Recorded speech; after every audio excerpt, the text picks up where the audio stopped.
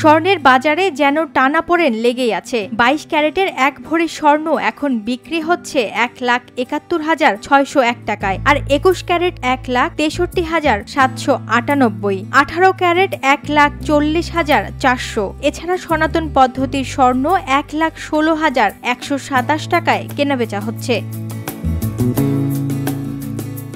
এই বছরে মাত্র কয়েক মাসেই ৪৫ বার স্বর্ণের দাম সমন্বয় করা হয়েছে, যার মধ্যে ২৯ বারই দাম বেড়েছে, কমেছে মাত্র ১৬ বার। অথচ গত বছর ৬২ বার দাম পরিবর্তন হয়েছিল।